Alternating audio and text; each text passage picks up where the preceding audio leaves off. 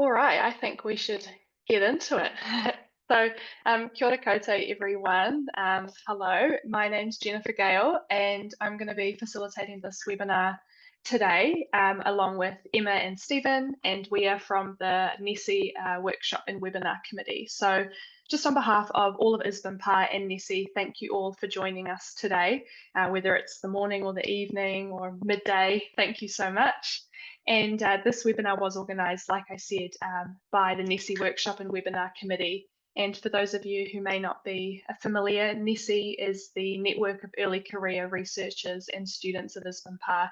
So we're really great to be able to present this webinar to you today. And I'm just going to cover some brief housekeeping this morning and then give an introduction to our fantastic speaker.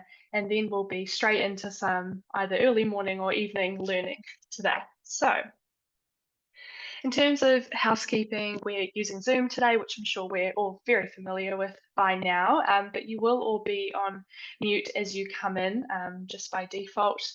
It's going to prevent noise and kind of help us all keep concentrated during the session this morning. Please feel free to write questions that you have into the chat throughout the session this morning. We will, in the background, collect all the questions up and we will ask them at the end of the session. So if you've got something on your mind halfway through, please feel free just to fire it into the chat and we'll pull those all together as needed. So I would now really like to introduce our speaker, Dr. Amy Bucher. She is the Chief Behavioural Officer and Co-Director of the Behavioural Reinforcement Learning Lab Lirio Incorporated, where she designs AI-powered behaviour change journeys to drive better personal and population health.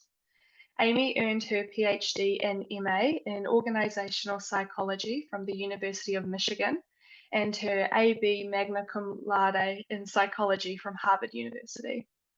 Amy is a recognised expert on applying the psychology of motivation to design and was named one of Forbes' Behavioural Scientists You Should Know. Her peer-reviewed publications focus on health equity and intervention design, the use of artificial intelligence to change health behaviours, and population health impacts of behaviour interventions in health systems, pharmacies, and payer organisations. Amy is also an author of a book called Engage, Designing for Behaviour Change, which was named a Kirkus Favourite Indie Book of 2020.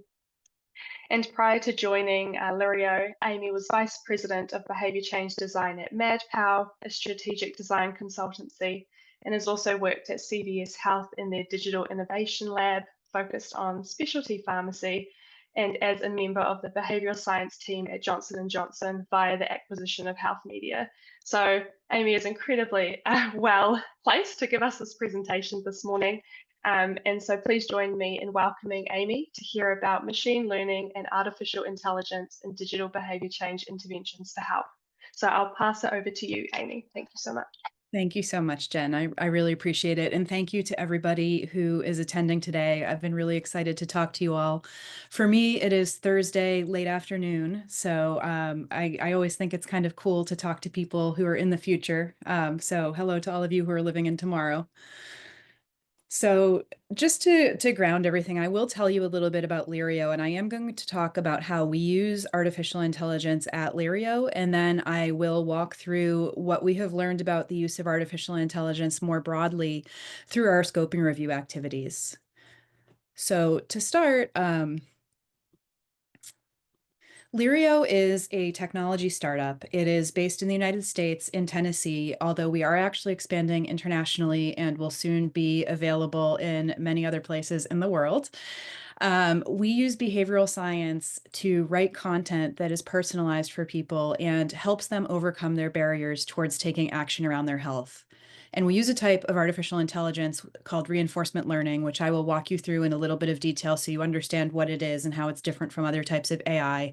What reinforcement learning allows us to do is to select the right content for each individual based on the type of content that has been successful for them in the past. In terms of that scoping review paper that is the focus of much of this talk today, we wanted to answer the question, how are companies, how are people using artificial intelligence in the real world to change people's physical behaviors, their off-screen behaviors. This came about partly because we go to a lot of conferences, which I think is typical of people in industry, and we would be walking around, a conference showroom floor where companies have their little booths and they have their, posters and their sales one-pagers, and we would see a lot of companies who would describe themselves as using artificial intelligence, but their technology didn't really seem to meet the standards that we feel define artificial intelligence. So there seemed to be a gap between how many organizations promote themselves and what they're actually doing. And so we wanted to answer, who is really doing AI? What does that look like? What domains is it being applied to? And what can we learn from the ways that AI have been used in digital health to change real world behaviors that we can then apply to other scenarios and expand? So that was the purpose of this research. And as I mentioned, one of the first hills to climb was to define AI, what it is and it is not. So this is my oversimplified example or explanation of what artificial intelligence is. So in order to be really AI, it must be a computer-based task automation, and that is in contrast to anything that requires manual control. So there's a type of experimental setup, for example, called Wizard of Oz, that showed up quite frequently in the papers that we screened, where there is a researcher behind the scenes manipulating the experience for the end user so that it appears to be powered by artificial intelligence, but it's really powered by a human being. We decided that does not count as AI. It must have the ability to learn. So that is distinguished from something that is a hard-coded set of rules. And in my career, I've actually worked with hard-coded rules to develop really sophisticated personalization for people. But that is limited to the coding that you put into it. It can't extrapolate beyond that or go into, a new application of the content that you develop. So AI must be able to learn, go beyond the rules that you've trained it with. And it's also distinguished by generalization ability. So it must generalize beyond its training data set. There is a little bit more to AI. One of my co-authors on this paper was our chief AI scientist, Chris Simons, and I'm sure that if anyone's interested, he'd be very happy to talk to you all about AI. But I think for folks who are in the behavioral sciences, the social sciences, this suffices to set the stage. A few other things about the AI landscape that I think are important for people to know. So first, there can be no universal learning algorithm. We say all the time at Lirio, there is no universal learner. I really would like us to get t-shirts that say that. But an algorithm that is designed for one particular purpose is very rarely suitable to be applied for other purposes. So we do have to think very carefully about our training data and the way that we apply AI. And that's one of the reasons as well that the scoping review exercise was so valuable, because it allows us to see what domains is AI being used to influence, and that matters for what can we actually adapt into other applications. There's also an infinite number of AI models that can do well on training data, but they're not necessarily particularly good. You may have actually heard with LLMs, large language models, and generative AI, which are some of the more popular and common types of AI. If you're seeing a headline about AI, it's typically going to be generative AI. So you see the headline here, researchers warn of catastrophic overtraining in LLMs. Many of the major LLMs are training on the corpus of internet content. They're training on these extremely large data sets that are publicly available in the same data sets. And so you're starting to see some similarities between them. So that's kind of what's happening here. And then much of what is being discovered was already known. So there seems to be some recursiveness in the AI field where some of the new discoveries, really have deep roots in historical work. So just kind of interesting how everything old is new again. And that did come up through our research as well. There's also a category of AI that describes what we do at Lirio, and I really like this term. It is, overlapping with some of the other AI terms you may know, but it's called objective-driven AI, and this is something that Jan LeCun, who's the chief AI scientist at Meta and actually a faculty member at New York University, recently coined in the last year or so. Although people have been doing this type of AI for much longer, because again, much of what we're discovering was already known. So this refers to AI systems that are designed in order to achieve a particular objective, and it may require coordination of many other smaller decisions in order to achieve that objective. The diagram that you see on the slide here comes from Jan LeCun, and it is showing the decisions that go into getting from New York to Paris. And so if you think about that, there's actually many different decisions that must be made in order to successfully achieve that objective. Similarly, in healthcare, where all of my work is, and I know the folks in the society as well, we're often building towards objectives. And some of the ones that I have worked with quite a bit in my career include appropriate service utilization. So, for example, helping patients to see a doctor proactively instead of waiting until they're ill and going for emergency care or urgent care. Or during COVID, actually using virtual care became something that there was a big part of virtual care or appropriate service utilization. Closing gaps in care and improving performance ratings. In the United States, where I'm based, our health insurance plans are rated. There's actually a score that's assigned to them, and that has implications for how they're recommended to people to join and how they're reimbursed by various organizations. So people want to maximize those scores, and that's the type of objective that objective-driven AI can help achieve. And then finally, there's really important population health objectives like improving A1C, weight, or blood pressure in a population. And I think you all know, given your focus on nutrition and physical activity, that there are many factors that contribute to those outcomes. So we use behavioral reinforcement learning at Lirio. We've added the word behavioral because that is the way that we apply reinforcement learning. You will see the acronym BRL occasionally in my slides, and that is what it will refer to. The reason that we do this is that when we think about engineering a patient journey, again, these things are complex. We may have an objective like getting a person with diabetes A1C under control, but in order to do that, we have to coordinate many different behaviors across their day, their month, their year. Or if we think about a patient in a health system, they may have tens of behaviors that they have to complete through that health system, such as seeing their primary care provider, getting their vaccinations, having their cancer screenings. If we try to hand draw the journey, if we basically try to diagram out, as you see here, what decisions should be made in what order, it very quickly gets very complex. And anytime there's a new touch point or decision, the complexity multiplies, it's exponential. Updates have to be done manually, which is difficult, requires human labor and oversight, and there's a really high potential for error. So reinforcement learning is an alternative to hand designing this sort of journey that is automatic. And again, I'm giving you the very basic high level, but this is how reinforcement learning works. So imagine a game of tic-tac-toe. And I believe it's called something else, knots and crosses, maybe.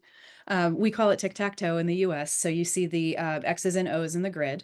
So at the time that we start, there's a state of the world, which is the grid as you see it here.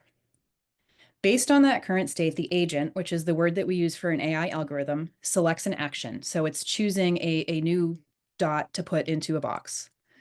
That, of course, changes the state of the world. The agent's going to receive a numerical reward. This is something that we program into the algorithm, but it has achieved an objective here, which is it has not lost this game. It has advanced the game to the next round. And now there's a new state of the world. So one of the things that is really great about reinforcement learning is that it adjusts to changes, and human behavior changes minute to minute. We actually change people's behavior when we intervene on them. And so being able to respond to that in very close to real time is important. The benefits of reinforcement learning here as well are when we're talking to a population and we're trying to change their behaviors, we likely know what clinically is recommended for them to do. We often work with health systems, for example, that are trying to get people to complete cancer screenings or to come see their primary care doctor on an annual basis, to have vaccinations on a schedule that's recommended by, government task forces. We know what people are supposed to do. What we don't know is why they haven't done it yet. So there's some uncertainty in terms of what content we should actually deliver to people.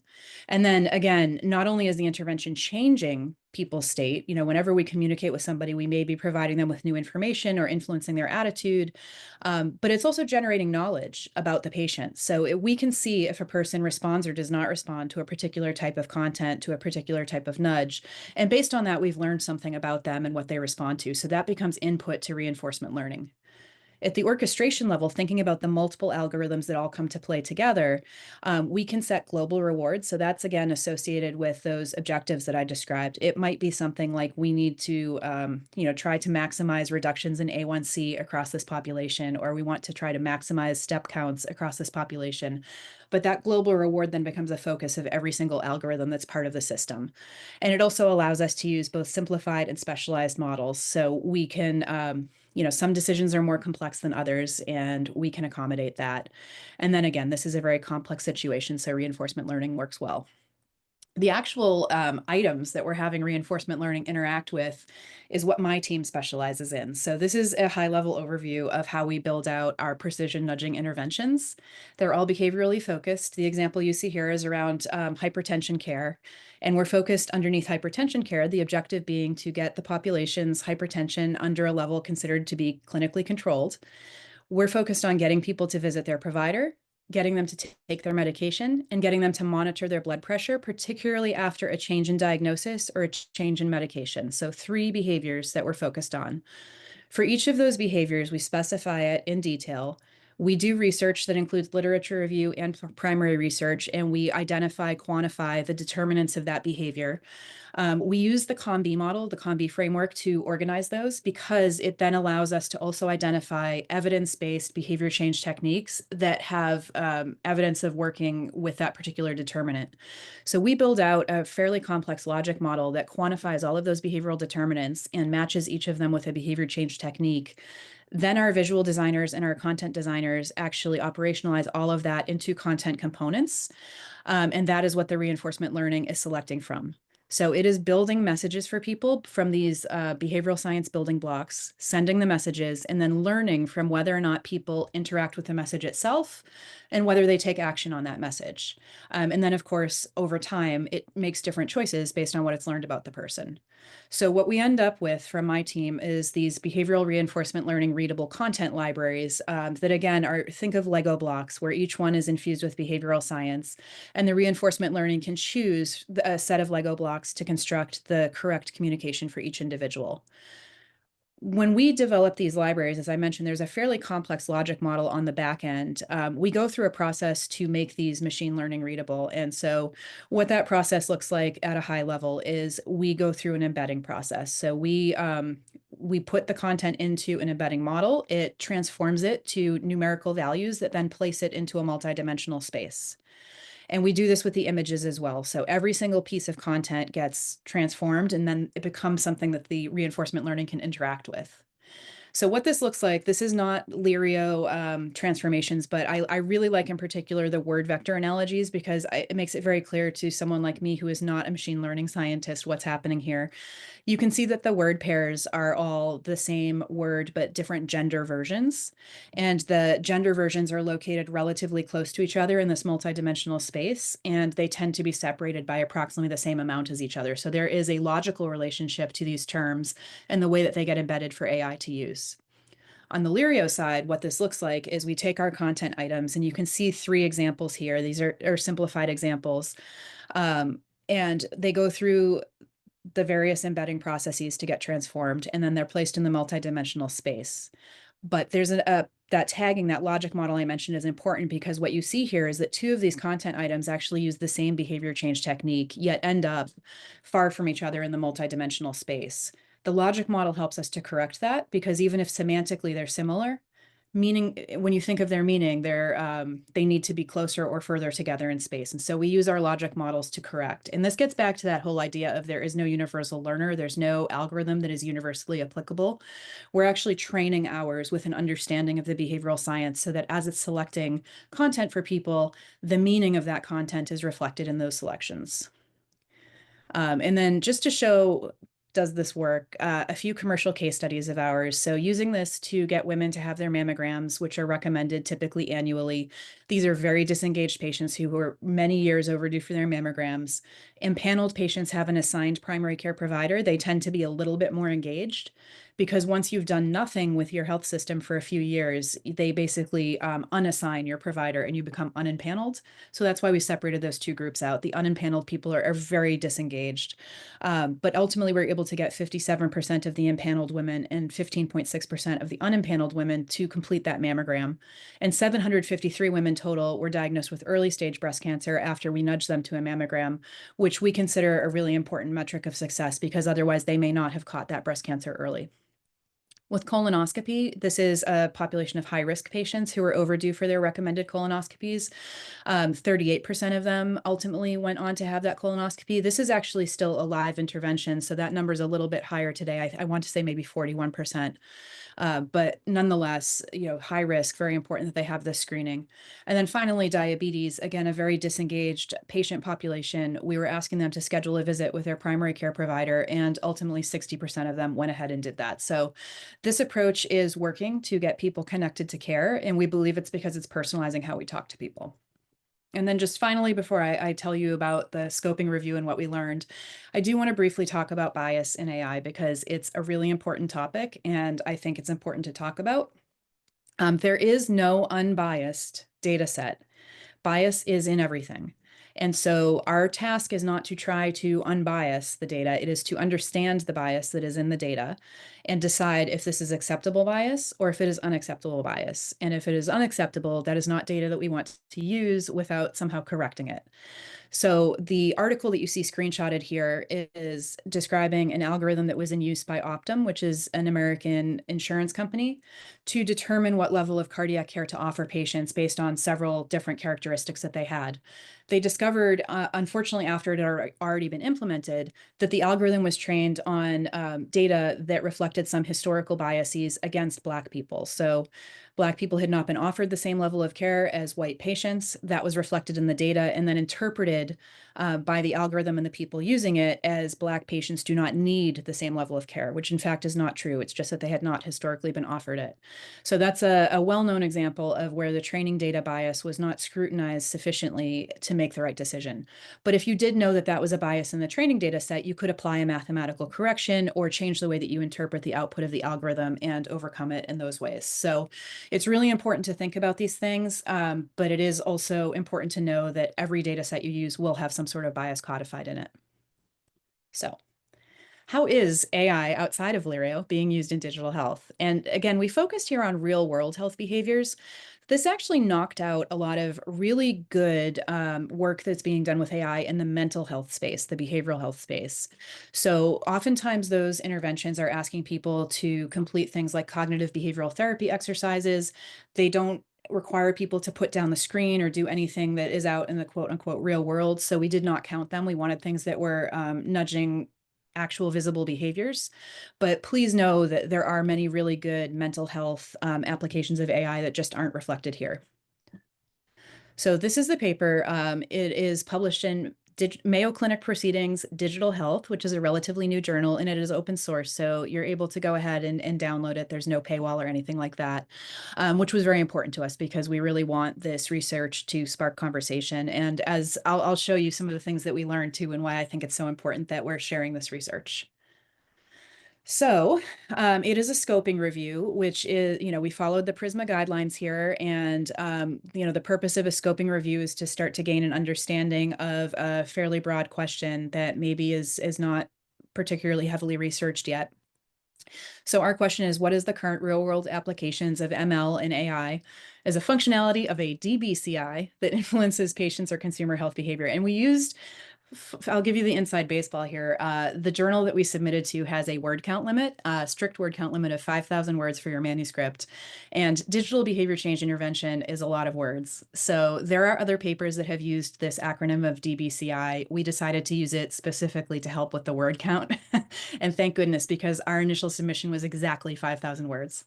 They did let us add a few hundred in our revisions because otherwise we wouldn't have been able to handle the reviewers' comments.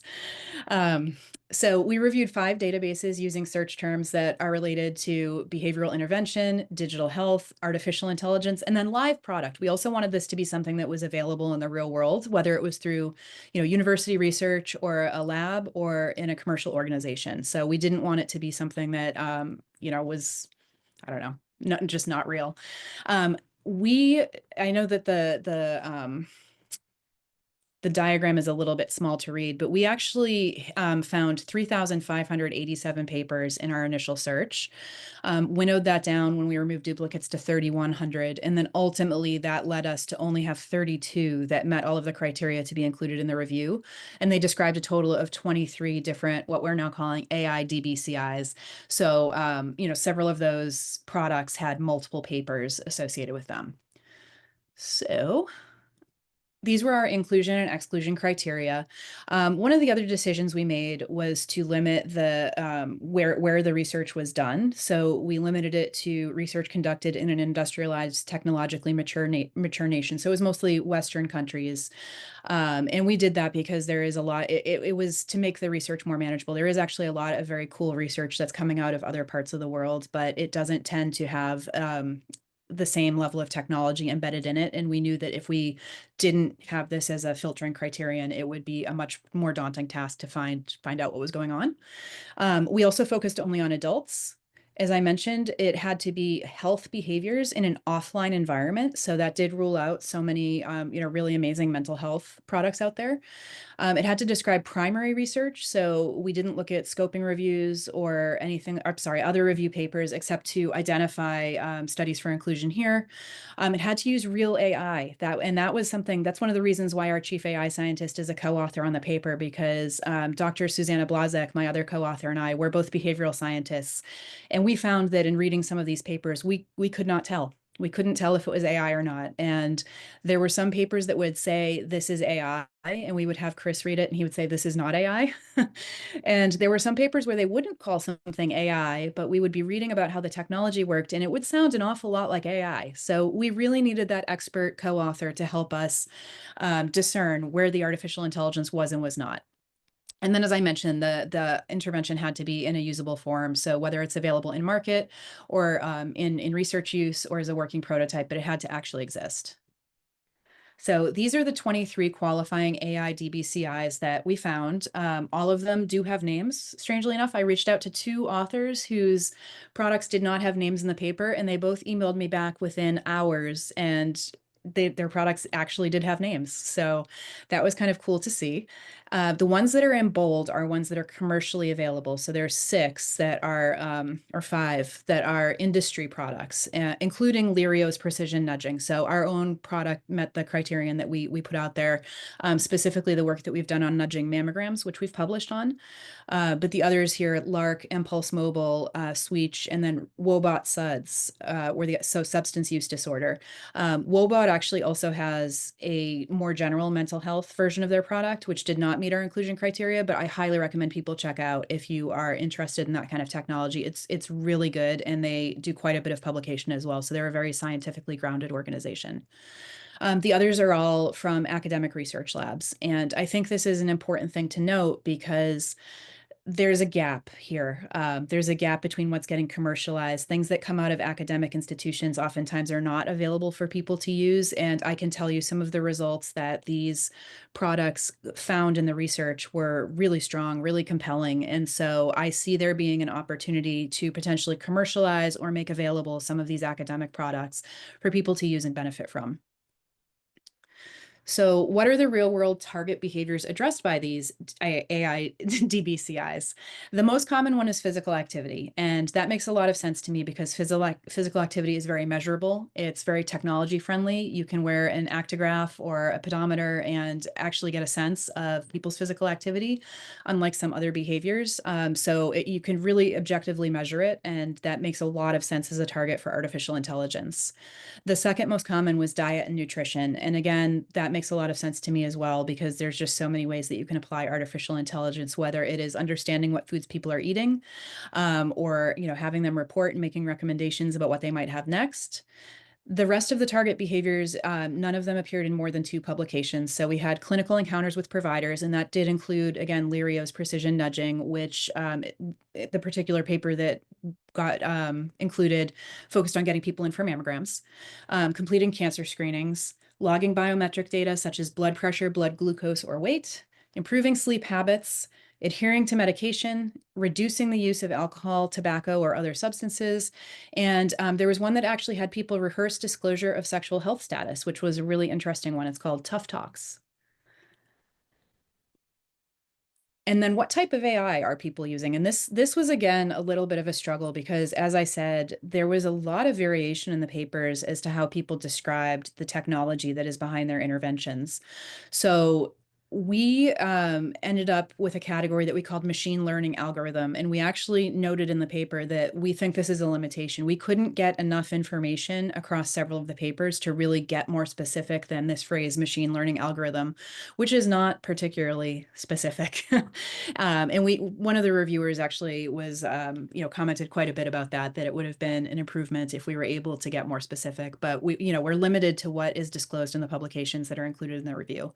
So that was very common. A little over 50% of the interventions that we included use some kind of machine learning algorithm. You can see some of the specific ones that are included there. Reinforcement learning appeared in 26% of them.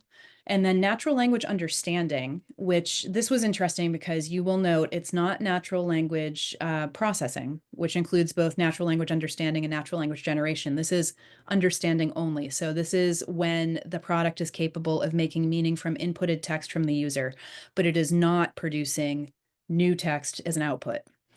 Conversational AI, so chatbot, and then virtual reality. That was Tough Talks again. So that was a little bit different from all of the others and very memorable to read about.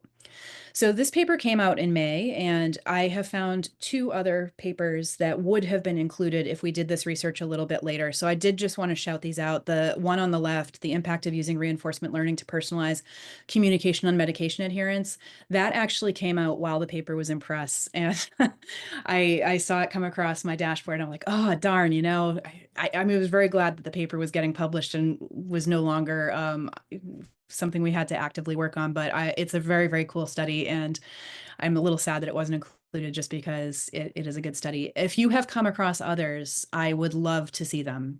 So please, I have my email at the end of the presentation, and I would really welcome anybody sharing papers of other products that are using AI for real. All right, so what are some of the insights from the research? First, over 3,000 papers reviewed got us down to only 32, which I think is a pretty big delta. And I think it speaks to, the opportunity that exists for using artificial intelligence in changing health behaviors. Two, and I mentioned this, is only 6 of them are from industry organizations. So only 6 of them potentially commercially available to somebody who's not enrolled in a research study. The majority of these were proprietary approaches. So this was another thing that we took note of. So versus license, there's all kinds of AI tools or even things on GitHub that you could potentially use and embed into a product, into an intervention. That wasn't the case. Almost all of these were built proprietary, built from scratch. And that has some implications for quality, comparison, and reuse. So first of all, we don't know what the quality is of the actual AI that is built proprietarily. It's difficult to compare between companies. So, I mentioned 26% of these AI DBCIs used reinforcement learning, and that includes Lirio. But I actually don't know if we're doing reinforcement learning the same way because it's not described in sufficient detail and it's a proprietary approach. And then reuse as well. If something's proprietary, to a company or to an academic team, it's unlikely that somebody else will leverage that, even if it's very successful. So I work for a company that has our own proprietary AI. I understand all the reasons why people choose to do that, but speaking just as a scientist, there are some limitations for the field because we do that. The research results in general were promising, but first of all, we know there's publication bias in the behavioral sciences, so we tend to look more favorably upon positive findings in publishing papers. There's, probably some null results that people did not attempt to write up or publish, and therefore aren't reflected in this literature. And these results were also affected by the novelty of modern AI. So there were very few, I think maybe even no papers that reflected what I would call longer term outcomes. Most of the study durations were a few weeks or a few months. They were not looking at enduring behavior change or new habits. They were more looking at, can we, get people to engage in an episodic behavior in the near term? So big opportunity there to track some of these applications over time and see what they're able to do as people sustain their use or if they have an effect on longer term behaviors. I've mentioned this a few times now. I don't think I can possibly mention it enough. incredibly inconsistent descriptions of machine learning and AI across the papers. And this is an opportunity for our field to get better about using this vocabulary. And I think, honestly, partnering with people who have expertise in these technologies, I have benefited so enormously from having colleagues with this skill set and them equipping me with the right vocabulary to accurately describe what we do. So I'm hoping that in coming years, as AI becomes more common and is used more often, we start to see more behavioral scientists, social scientists, adequately describing the tools that they're using. And then the last one, which you may or may not have picked up on, is that large language models, generative AI, actually did not appear. They were not part of any of the interventions that we included in the review who met our inclusion criteria. I was a little bit surprised by that, but also not really, because large language models, they hallucinate, they make errors. And if you're thinking about a healthcare application, that can be incredibly risky if it is a patient-focused application. There is some wonderful work that people have done about using LLMs for providers. So for example, what happens if a large language model could write the first draft of a response to a patient message? And doctors have reported that that's really helpful to them, that they have the expertise to correct any factual mistakes, but the large language model does a nice job of setting up that initial draft and having a really nice empathic tone. If you're a patient, you don't have the expertise to catch the mistakes.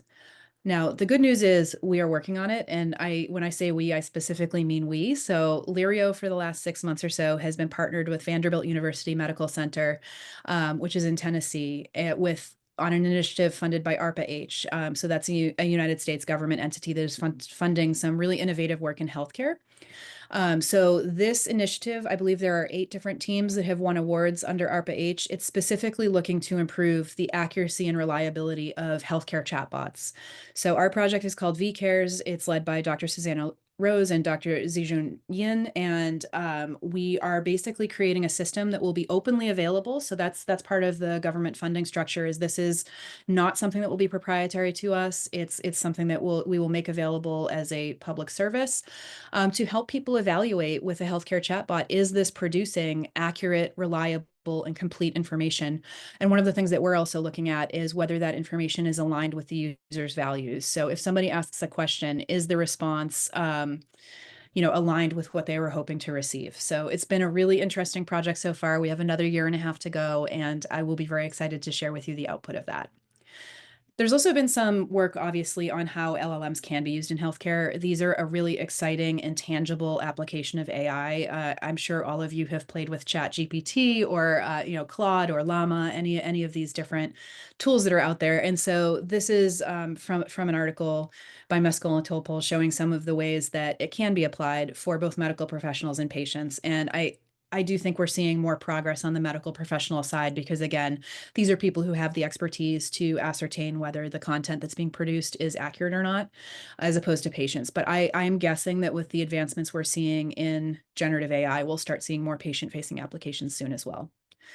And so the thing I want to close with, this is from a paper that I wrote that came out in 2023, and it's about how we can use artificial intelligence to really personalize the patient experience.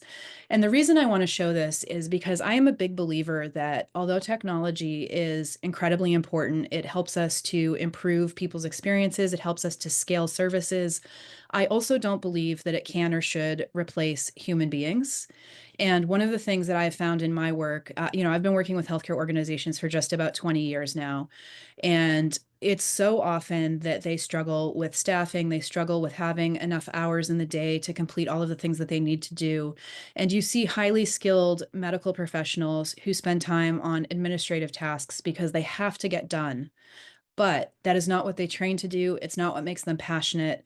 The time that they spend on, medical files or making phone calls to remind people about patients, those are times that they're not spending in patient care, which I don't believe that technology can do nearly as well as an expert human being. And so this diagram is essentially showing along the care continuum where technology can offload some of these administrative burdens from providers so that they can really do what they do best and have the human connection with patients, adding that value to the overall experience. So I always want to make that point just because I think sometimes when somebody's so embedded in technology like I am, people think, oh, well, you think technology can do everything. And I absolutely don't. But what I am passionate about is making sure that we're applying technology to help people be at their best. So with that, this is my email address. So please feel free to reach out, and I look forward to questions. Awesome. Thank you so much, Amy, for a great presentation. I think there's a lot of food for thought there. And I was scrolling down some questions as we were going, and lots of papers I think I need to go back and read. So thank you very much. Yeah, you're welcome. I might ask the first question and then I'll open up to maybe Emma, Stephen, Antonio, and the audience members. So I guess my first question is, in behaviour change interventions, we know that using technology can be really beneficial. Mhm. I'm just wondering, how would you recommend that us academics who maybe worked in behavioural science, how do we get started trying to think about using AI in our work? What would be a good first step? Because for me, it feels very daunting. Yeah, I would look at, like I mentioned, GitHub, and then there's another repository called Hugging Face. But you can actually, download and use AI tools. And so I think that's a sort of low risk way. You have to be a little bit technically savvy. There's a little bit of coding Mm, involved, but I think it's more accessible. I also mentioned that there were 23 AI DBCIs and 21 of them used proprietary approaches. Two of them did not.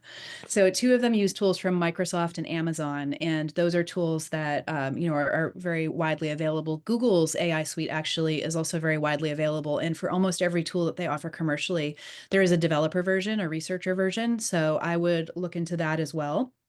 And I am not going to be able to remember the name, unfortunately, but I just encountered a company at a conference that I went to last week that allows people to make clickable prototypes of what you could build with AI. So there's not AI in it, but it allows you to mimic the AI experience. And I mentioned the Wizard of Oz setup as well. mhm, So that's not working with AI, but if you wanted to sort of dip your toe into designing a user experience that could ultimately be powered by AI, those types of tools can be really helpful to do the initial design steps. So mhm. So that's where I almost getting, yeah, getting stuck in and having a bit of a play around with these tools, I think. Maybe that's something I'm going to be doing for the rest of my Friday. um, I'll open up Emma, Stephen, Antonio, or anybody in the audience. Does anybody have any questions? Amy, there's a question from Gabriella Hushin in the Mhm. chat saying, could you tell us a little more about your role at Lirio as a behavioral scientist? Absolutely. So I am the chief behavioral officer at Lirio. I actually started as the vice president of behavioral design, and behavioral design is kind of my bread and butter, which is really applying behavioral science to the design of products and services so that we can influence people's behavior over both the short and the long term. So now, as chief behavioral officer, I oversee the behavioral design side of the team as well as our behavioral research side of the team. We are very client facing. We work directly with our client organizations to understand the experiences that their patients are having. So, for example, if we're working with somebody on mammograms, we will audit the patient scheduling experience. We will look through all of the patient educational materials, the websites, all of the things that they have available to them as they go through this experience, make recommendations for applying behavioral science to improve those things, but also learn from that experience so that we can write the content that actually nudges people to take action. So that's one part of my team. They're really focused on that research to understand the patient experience. The content and visual designers also report through the behavioral science team, and they are responsible for operationalizing all of the behavioral logic into words, images that are appealing and relevant and, meet health literacy standards, are at a low enough grade level. So that's part of my team as well. And then behavioral research, we're really focused on the outcomes. So how are these things performing? Who are they performing better or worse from? We do a lot of work actually on health equity, and one of the things that we believe is that if we personalize correctly, we should not be over achieving with any particular demographic group. We should be able to move the needle for people of all different backgrounds approximately equally. And so we spend a lot of time looking at our data through different lenses to make sure that we are actually having that proportional effect across different populations. And then, of course, doing research that helps move the product forward as well. So we're trying to learn things about timing and, timing of messaging and different designs and how they affect people. So any given day, is a mixed bag in terms of what my tasks look like, but the big picture, that's what we're responsible for, is really understanding the patient experience, designing the right assets to move people, and then focusing on how they work.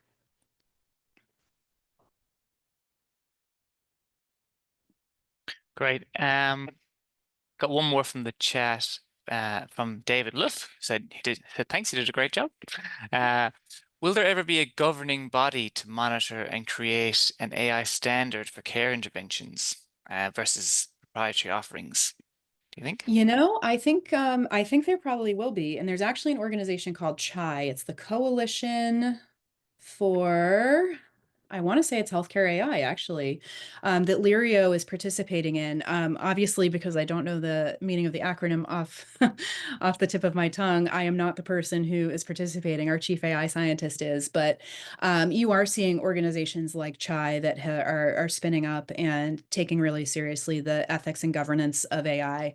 The other thing that we have started to notice as well as our clients get more savvy about AI is that they have expectations about AI governance that they did not have a year ago or 2 years ago.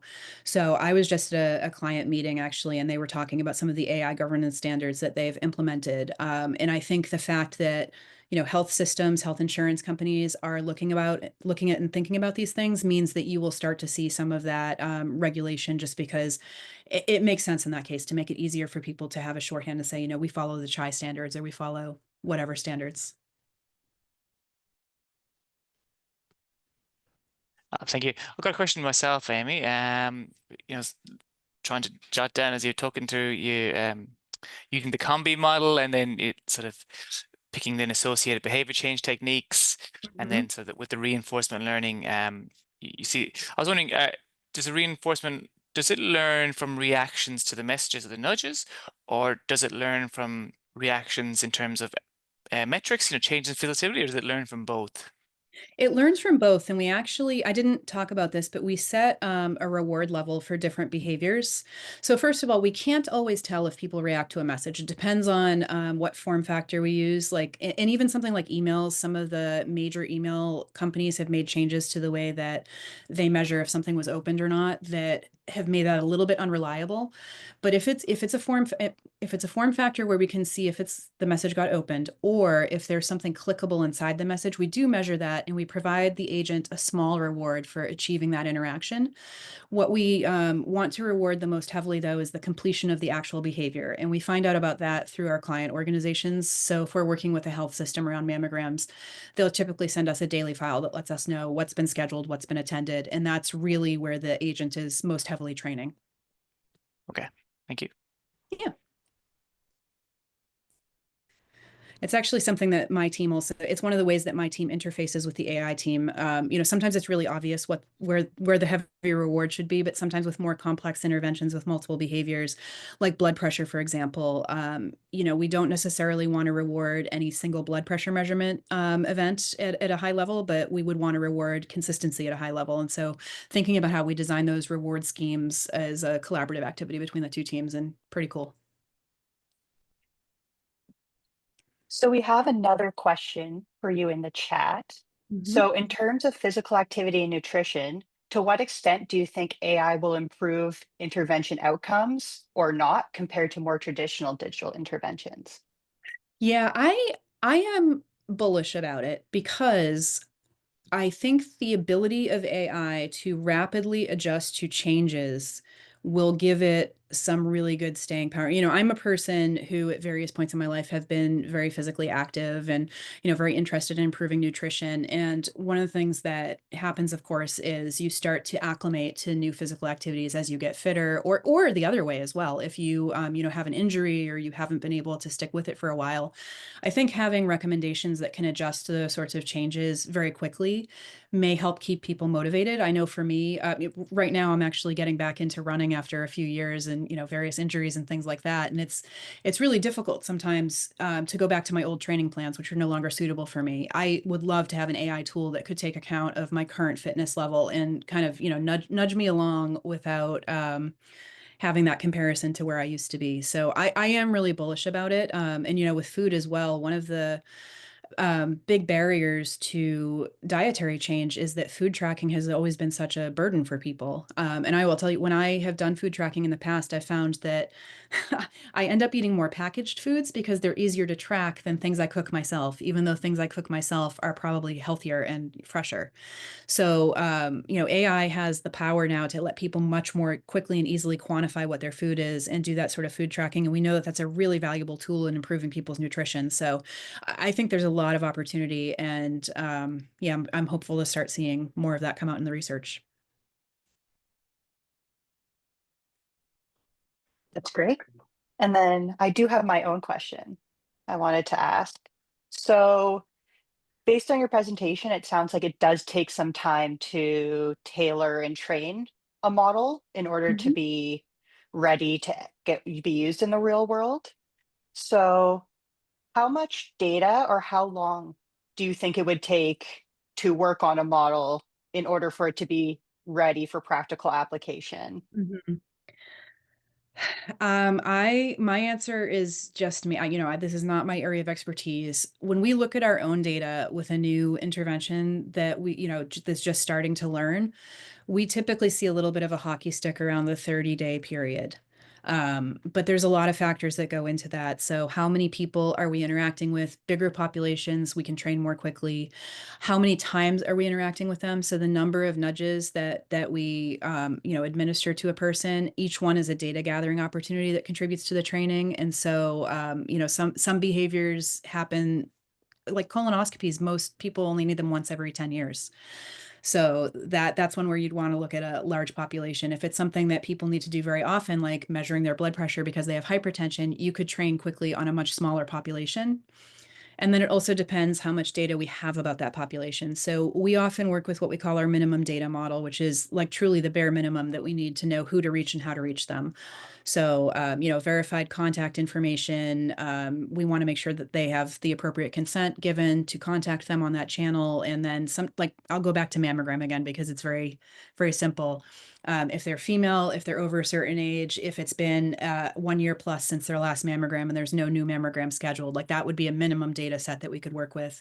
But it takes longer to learn when you have that minimum data set. If you have a rich data set about somebody, it's much easier to see, who is this person similar to, and kind of jumpstart your ability to personalize to them.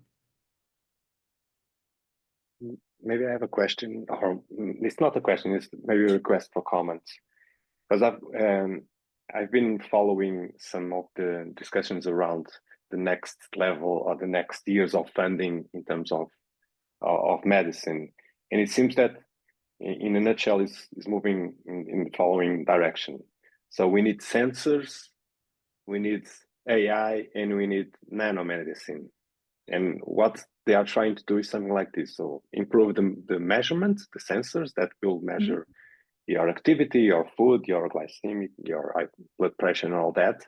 That will feed directly to an AI system that then talks to nanomedicine bots or something that will take care of the issue.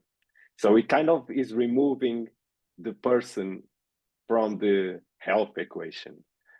How do you foresee something like this happening? Is it in the near future? I know that at least in the European Union, there's a lot of money going into that kind of, let's say, way of doing things. Yeah. Yeah, I am sure there are use cases where that will happen sooner than later. There's probably, certain procedures where a fully technological solution like that makes a lot of sense. I don't foresee, and this is just me again, I don't have any, insider knowledge here, but I think that it will be a very long time before we see anything like that en masse, because people, like, even today in 2025, most people's most trusted relationship in healthcare is with their provider, with their doctor. I think a lot of people would be very reluctant to go to a fully technological solution unless it seemed hugely convenient or was, United Like in States has some of the worst diabetes, for healthcare costs in the example. world. If it was cheap, people might do it. But I just don't see us being too close to that for, general use cases. Thank you. There was a company called, I think it was called Proteus, that had an ingestible sensor that you would use with your medication. And they had a partnership with at least one pharmaceutical company for some, higher cost specialty medications to make sure that people were taking them. And they, I believe they're no longer in business. I think that they weren't able to be successful with that because the kind of expense and the logistics of using the little robot just didn't It's a quite lot. work Yeah, out. it's a lot. Thank you. And there's one more question in the chat, and we might make this the last one because we're coming up on the hour. So this person, many behavior change interventions tend to show short-term effects, but sustaining behavior change over time remains a challenge, as we know. Do we currently have any evidence for the effectiveness of those AI-based interventions for longer-term or sustained change? Yeah, that is one of the things that I did not see in doing this review, and am very eager to. I'm hopeful that we'll start to see studies around this. But the studies that we included in the scoping review all looked at relatively short-term changes. Most of the studies, if they followed people for a period of time, I think 6 weeks might have been the longest period of time. So they were not looking at sustained behavior change. I think some of that is just, again, because some of these technologies are relatively new, or having them accessible to people to put into an intervention is relatively new.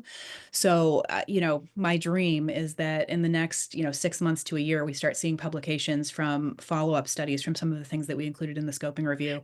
But yeah, I think that really is what we need to show if people are going to invest heavily in this type of technology, because if it doesn't produce longer term behavior change, it's probably not worth it. Let me just add because the digital behavior change interventions will be different for starting a behavior than to maintaining the behavior. So they need to be thought about in that term. Right. Yeah, one of the things that I have a hypothesis about, and we are actually starting to study, is whether successfully getting people to take action once helps activate them on other behaviors and over longer term. So, you can think about something like building self-efficacy if you want to go back to like your Albert Bandura. But we're going to start to actually look at our data in that way and see if we're having that kind of effect. But you're right, like initiating behavior is really important, and then maintaining behavior is a separate critical issue. Yes, it is. Cool. Well, thank you again, Amy, so much for your insights and expertise today. Like I said, I think there's a lot of questions many of us still have, and you have shared your email in the chat there. So thank you so Yes. much. And if anyone Well, has thank you questions, all. I am so excited to share this work with people, and I really appreciate that you are all here to listen. Thank you so much. well, thank you so much, and everybody enjoy your day or evening or whatever's next for you. So thank you all very much. Okay. Okay.